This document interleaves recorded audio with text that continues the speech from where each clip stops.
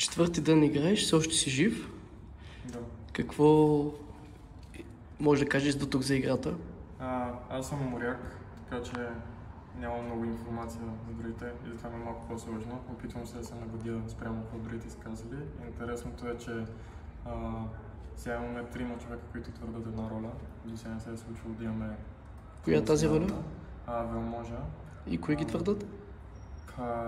Първо Киро обвини Ани и Весо, че са Велможи, че и двамата го твърдят, и т.е. че един от тях лъже.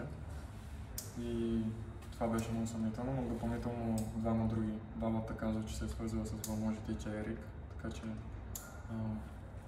и това е съмнително. Ти на кой вярваш и на кой не вярваш по-скоро? Май най-склонен съм да вярвам, че Ани не е Велможата. Най-малкото тя беше много окей с това да умре, което ако си Велможа, мисля, че е много важно да не умираш в началото.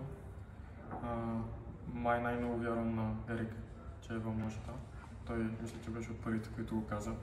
Той ми го каза директно на мен и след това Балата го потвърди, така че... В кой се съмняваш, че е демона? Най-съмнителен ми е Киро за момента, но ме бърка, ако Ани му е било Велможата, защото ще се опита в началото да хвърли... В смисъл, ако Ани е миньона и той е обвинява за Велможата, ще хвърли пред релсите.